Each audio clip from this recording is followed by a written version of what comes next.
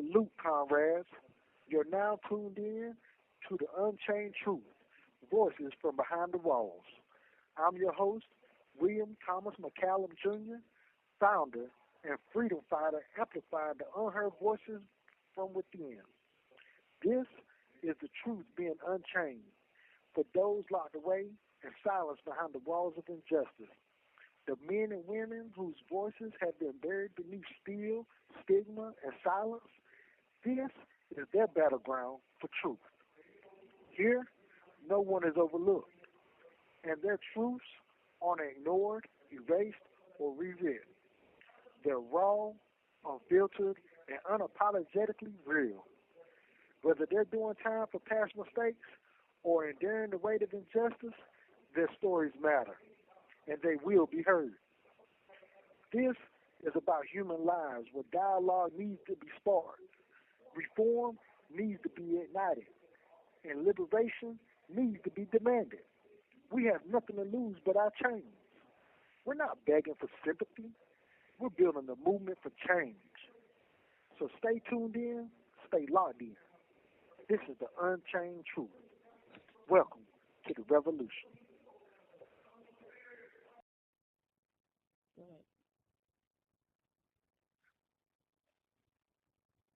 This interview is more than just questions. It's a platform for truth, growth, and humanity. Every story we hear behind these walls is a story the outside world needs to understand. So to our guest today, thank you in advance for being open, honest, and courageous. This is your space. Your voice matters here. Let's begin. What's your name, your office number, and where are you from? All right, so yeah, my name is Kwame Teague, 040-1897, and I'm originally from Jersey, North New Jersey. What were you convicted of, Kwame? And how much time did they sentence you to? I got convicted of 2 murders, 2 kidnappings, 2 armed robberies. They sentenced me to 2 life sentences consecutive and 140 years on the back, all of it. This call is from a North Carolina correctional facility. Okay, so how long have you now been incarcerated? 31 years. 31 years. How old were you when you came into the system, and what were you feeling at that time? When I came into the system, I was 21. Well, no, I take that back. When I hit the county, I was 21. By the time I hit the system, I was about 20. I was just turning 24. And, basically looking at a tunnel with no light at the upper end. Right? There was nothing there. And, to be honest, man, I just felt like life was meaningless. Yeah. I definitely understand that. Did you have any children? What are their names and ages? Yeah. Yeah, I had a son. My oldest daughter is Jasmine. She's 33. Ayana and Ali are both 32. I'm sorry. Ali and Jaquita are both 32. And Ayana is right behind them at 30. And then Nisha, I keep forgetting about Nisha, is 31 too. Okay. How does it feel being physically absent from your children's lives? I mean, it was rough. I mean, especially raising all girls and one boy.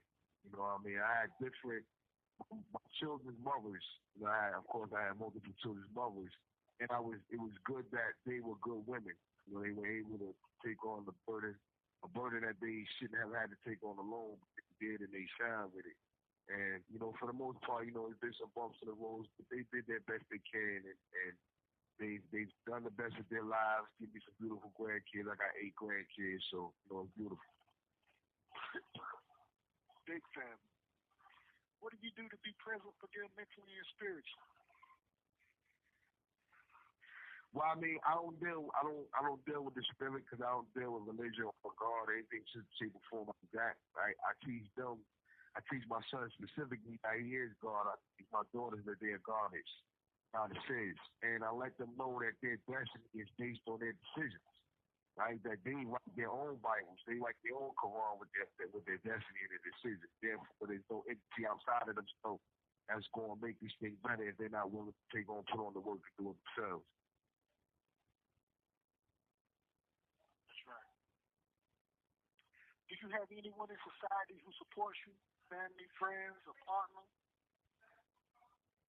No, absolutely, absolutely across the board. I have a beautiful team, a beautiful support team that's hard body that goes real hard for me. You know what I mean? Across the board, especially my wife Jason May, my little sister Cool, Latifah. You know what I mean? I have a whole slew of people. It's too numerous to count, but they are right there. I've been really fortunate in that aspect of it. And for those that support you and everything, that has your back, what would you like to say to them? Thank you. Now I really appreciate being able to put up with this time, with the frustration, with the pace, the time, with the waiting, with the back and forth, up and downs that we go through in life. Just being there, holding it. I really appreciate their presence and I appreciate their effort, time, and commitment. That's right. So, Mr. Kwame Teague, tell us about your childhood. What experiences, traumas, or conditions that may have shaped your life? Well, I mean, basically, I grew up in Northern New Jersey in the '80s. Hip hop was a big influence over my life. The streets became a big influence over basically Drew hip hop. That's a DJ for parties and that kind of left. Started led to smoking weed and so on and so forth. But I mean, I guess I wouldn't say that there was any one incident that stood out that shaped me, other than, like I said, coming up when I was raised Muslim. That's one of the biggest things that shaped me, without a shadow of a doubt. And knowing and understanding who I was as a black man, because I grew up on the Irish land, but I learned from the Moors, from the Nation of God, and learned from the Nation of This call Islam. is from the North Carolina Correctional Facility. I got every aspect of the flag of Islam inside of me, and that really helped to mold how I see the world and how I see myself. As a child, what did you want to be growing up? Like, what were your dreams before your sister got involved? Well, I mean, a bunch of things. As a kid, we changed every other day, but of course, I wanted to do movies, no question about that. I managed rap groups when I was early on. I started managing my first rap group when like 15 years old. Of course, I wanted to be a rapper, but then I seen that my talent was best served by using it to get people deals. Because I really had a gift for the gab. I knew how to make deals. I knew how to put people in the right positions. And so that's why I really started to gear my energy and focus. So what do you think led you to this point in your life? Well, like I said, I mean, just going through everyday antics and situations within a ghetto environment, right? I mean, you come up and you want to do things fast. This call is from the North Carolina Correctional Facility. And impatience is matched by immaturity, right? When you're immature, you're impatient. And being impatient usually leads to bad decisions. You're definitely right about that. Definitely right about that. They say the mind of a juvenile all the way up to the age of 25 has especially for a male juvenile, hasn't fully developed. So we're about to make irrational and immature decisions. Absolutely. Yeah. And let me take you down this road right here, man. Have you lost any loved ones while incarcerated? Yeah, I've lost quite a few. And it's been painful, man, looking at being at this time, like I say, 31 years I've been gone, and knowing that these people knew me before, but when they died, when they passed away, I was still in prison. So instead of doing 2 life things, I done did several already.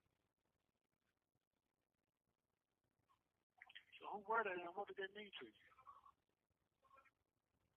Well, I mean, they meant a lot to me. I mean, my family, a lot of family members, that was really close to me. I really don't get into that, specifically, but family members that was close to me. Those people that still don't know certain members of my family passed away, right? Because I don't even deal. I don't really. I'm an older person like that. But yeah, I lost a real close people to me. Okay, so how? Okay, with the grief that you have to deal with, how do you deal with that grief, the loneliness or the trauma while being behind these walls?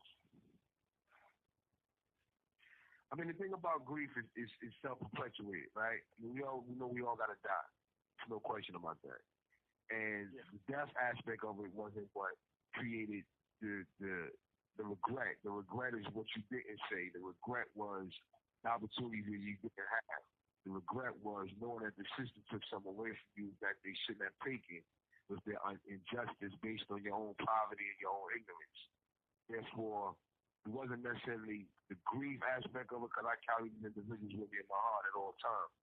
It's really about using that energy to motivate me to know that I'm gonna help myself and I'm gonna help others. Because as the same way you provide the platform, that's what we all gotta do. We all gotta support each other in providing those platforms no matter what, because it's for the people. So that's what my grief did for me. It empowered me to go out and say, let's make sure that this don't happen to nobody else.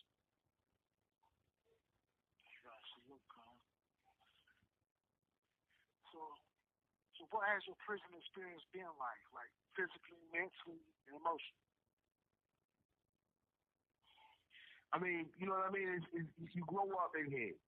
You know what I mean? Came to prison basically by the time I hit the yard, like I said, about 24. You immature. You still making bad decisions. The old codes telling you, stop, slow down, stop wilding, stop fighting, stop talking about the police.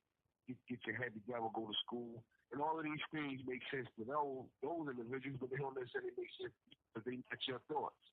Right? The thoughts of maturing has to come from the entity inside. Right? That's the whole definition of maturing. No one can mature you from the outside. And it took a minute, but I'm gonna tell you the main thing that really shaped me and really sat me down and got my head together was writing. You know what I mean? When I wrote my first book on lockup, I was like, and that's really what started to shape my vision, shape focus, and gave me a plan, and really truly gave me a light at the end of the tunnel. That's right. So, for Kwame Teague, what does an average day on the inside look like for you? I get up usually about 4:30, get my day started. I plan my day because I have a schedule that I make off. I got a master schedule for every week. I start my master schedule about what I gotta do each day, who I need to talk to, what I need to accomplish. I put my schedule together for that particular day. I sit back, I do the mathematics just to really kind of orientate myself to what kind of day it's going to be based on how I see it. And then I start orientating my schedule to the mathematics along with my plans on how to approach it. By that time, I start to read some philosophy books because I like to really, You have I 60 like to seconds build with remaining. strong minds. I like to build with strong minds, so I read little excerpts from different minds, the ancient minds, and see how minds compare to theirs. Sometimes I agree, sometimes I don't. Wish they were still around for me to debate them. And then I go to work at the print plant, work from all the way to 3:30, and then after that I come back, shoot up rest of my day. I'm in bed probably by like 11:30. Hey, peace, King. Not to cut your wisdom off and everything, but hey, You have 30 seconds remaining. ain't gonna call out back in the Unchained Truth. We'll continue. It's very Back to the Unchained Truth with Mr. Kwame Teague. And yo, my brother. And what's something people on the outside will never understand about prison life? That's the first thing is if you never lost your freedom, you don't know what freedom is. Right? If you've been born into freedom, if you've never lost it, it's not like your mother tell you go to your room and lock the door, none of that. If you've never literally lost your freedom, and when I say lose it, a period of time when somebody takes control over your actions and your decision making process and can penalize you for things that you otherwise would have look somebody in the face and laughed at them. And based on that, you at that point, you know what freedom is. Until you experience that, you'll never know.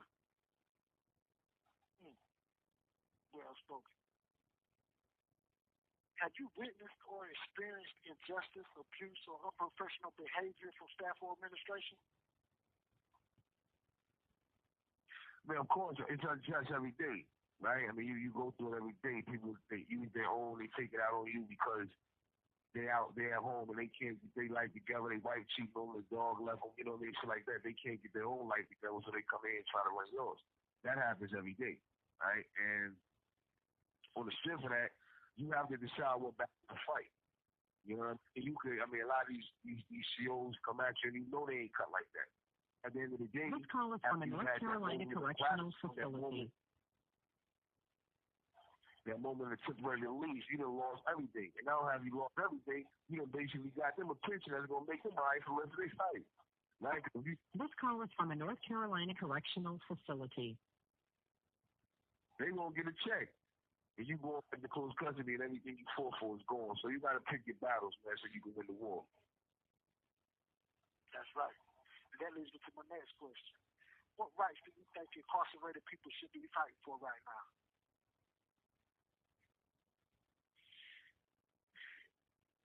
That's a big question because there's a couple of ways to answer that, but I'm gonna go with the surface level one, just on the ship and not getting too deep. But I think that the fact of the matter is their phone calls are free. In New York, I think in New York, like as of August 1st, it's supposed to go. A couple other states that's free. They got free phone calls based on keeping your family together. Now, North Carolina, because of the feds, the federal government was supposed to have lowered the rates, basically cut them in half, June 25th for North Carolina, because actually all over the country started the beginning of the year. North Carolina was the only one that was able to grandfather in and go all the way to the 25th. By the time the 25th, the Republicans have bought the FEC, and now they're going to put a moratorium on it for years. So the rates are not going down for those who are paying them. But there are other states where there are no rates at all by these same companies. I feel played like that. But the reason why is because we're not united in North Carolina. We don't support one another in North Carolina. We do not have a united front of family members and supporters out there in the world, a united front of individuals in it. Everybody is going at each other, but actually we stay united. That's first and foremost. We should be able to talk to our daughters, our mamas, our cousins, free of charge. You know what I mean? So until we get together, we get what we pay for. Hey, there's something going on right now within the prison system. Well, I'm pretty sure you got a memo, and I want to speak with you about that for a few seconds. What do you think about the items, the products in the canteen going up 25%?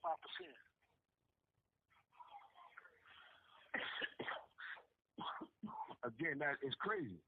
I mean, it's crazy because they're already price gouging, right?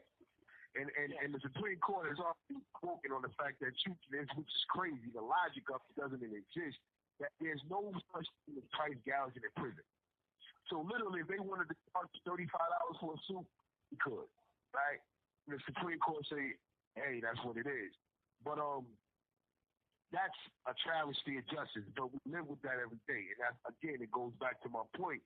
As long as we're not united, as long as we're not organized, and they're going to do whatever they want to do, whenever they want to do it, because they know there are no consequences.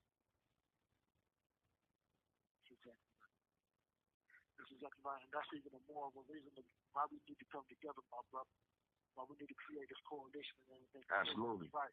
Being the activists that we are and everything, and being the individuals that we are with the platforms and with the we give you the word that I'm looking for. Yeah, we got the platform. I'm saying all our platforms out there need to work together.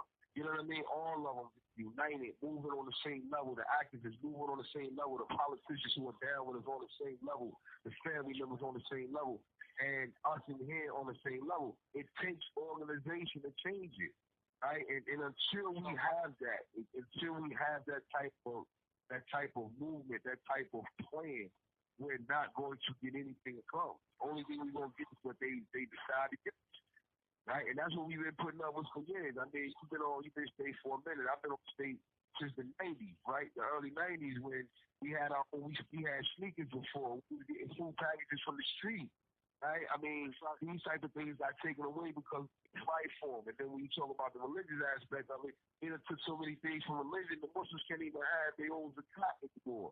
They can't even have food on the street at the end anymore. I mean, so it's all going. They go, and sooner or later they gonna take that too, because ain't nobody doing nothing. So until we united, man, you already know what we dealing with. That's right. So if you had the chance to speak to lawmakers or the public, what would you want them to hear? I would want them to know that the entities, the people that are here, there are many people that have made mistakes. There's no question about that. But the question is, what kind of society do you want to have when you have the same individuals who made mistakes who are able to rectify those, right? What is the question of a second chance that's being controlled by your own viewpoint? And what I mean by that is, prison doesn't have to be a place of punishment, right? The second chance doesn't have to really exist outside of prison.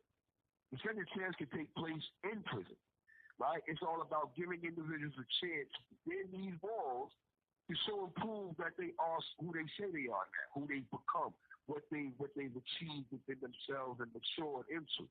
And those opportunities are not here because it's a warehouse. It's here for punishment. And the politicians are telling the people out in the world that this is what it's for. This call is from the North Carolina Correctional Facility. That's right. So until we deal with that, that's what I would want them to know. Second chances take place in prison. This call is from the North Carolina Correctional Facility. I want to ask you, because I asked you about your past, but now I want to ask you, who are you today? How is that different from who you were when you came in? I'm the original man. You know what I mean? I'm the original individual who knows and understands what it takes to build a nation. I have a vision. I have principles and morals. I am a law unto myself. Therefore, I don't need laws to tell me what to do and what not to do because I'm always going to civilize myself. And because of that self-civilization, I can be and have a powerful impact on society and like I said, help raise these babies, man, and bring this nation together.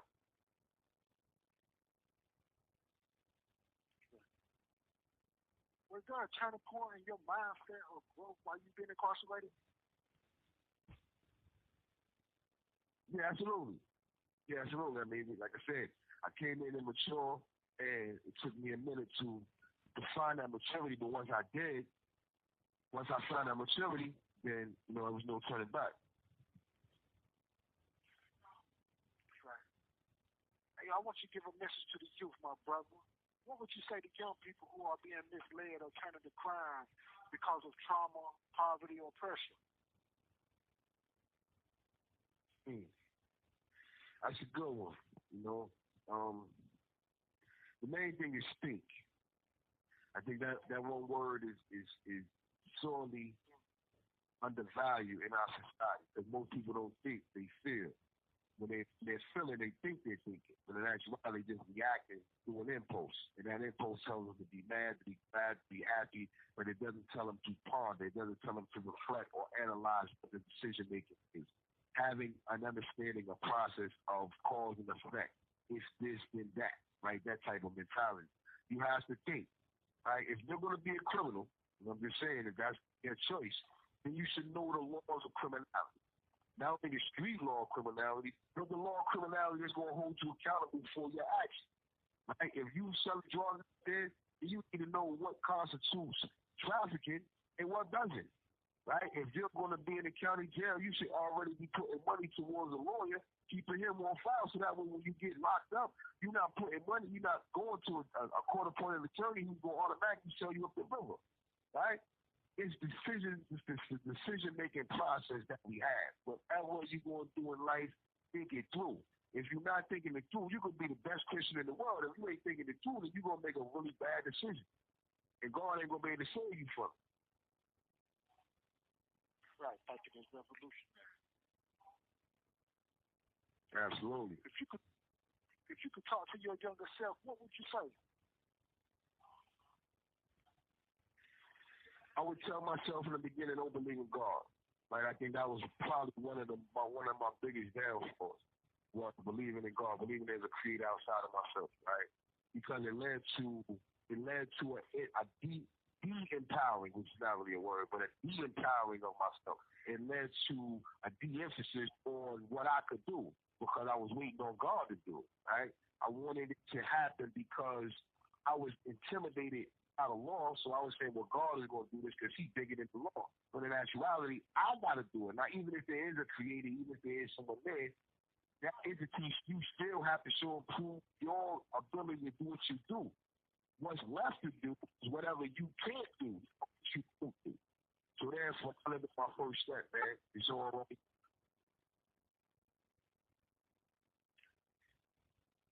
So, my brother, what does a second chance in society mean to you? A second chance in society.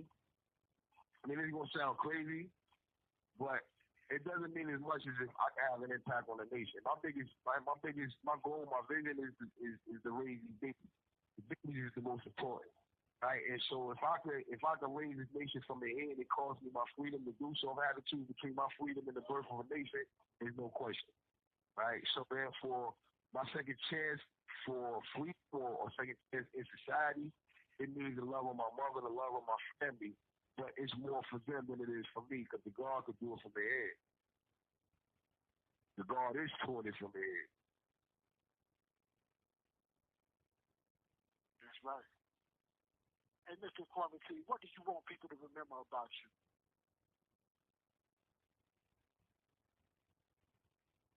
My sincerity. You know what I mean? That I'm 10 toes down for this, man. That we have to. Our people deserve better, man. Right? Our people were the original people who brought this whole everything into being. And we so beautiful, man. Our people are so beautiful. Our women are so beautiful. The laughter of our children is so precious. The wisdom of our elders is so valuable, right? We are beautiful, man. Everything we do with beauty and grace, right? With rhythm. We are the truth, man, and we deserve to be seen, man. Not by them, because nobody don't matter. I'm not proving myself to them. Fuck them. We need to be seen by ourselves. 60 seconds remaining. When we can see ourselves, bro. When we can see ourselves, man, the sky ain't the limit. That's right about that. Hey, my brother, I want you to hang on. I want you You to have call 60 seconds remaining. The Unchained Truth will continue with Kwame Teague. Back to the Unchained Truth with Mr. Kwame Teague. Hey, yo, Mr. Kwame, what are your hopes, goals, and dreams, my brother? I mean, my goal is, like I said, I want specifically to break them down, I definitely want to build an entertainment infrastructure that expands from movies to music to fashion. I wanted to start as basically schools around the country that acts as a pipeline into the industries, and through those industries, we're able to funnel all of our black talent into entities that's going to come back and fund the black community, if that makes sense. Yes, it does. Yes, it does. And man, I tell you what, bro, this has been a wonderful interview, man. And I appreciate you, man. I appreciate you to the utmost, my brother, for giving me. I appreciate you too, bro. This call is from a North Carolina correctional facility. Are there any last words you would like to share with the listeners of the Unchained Truth? Nah, absolutely, man. To that, it means what can we do with black love? And once we get there, we'll have our own agenda. Right? The agenda will grow logically out of our consciousness of who we are. It's just that simple. So we start small, we start simple, and from there, if we all think and if we all move on conscious levels, well, we can create this nation down.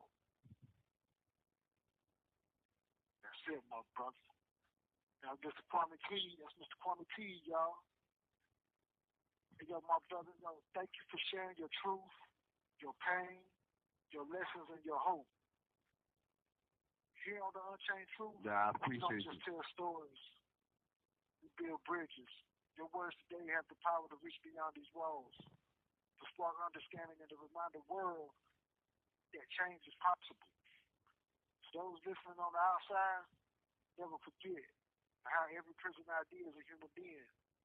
Those still inside, your voice is still powerful. Your future is still yours. And your story is not over. We see you, we hear you, and we're fighting with you. Till next time, peace from the Unchained Truth. Peace.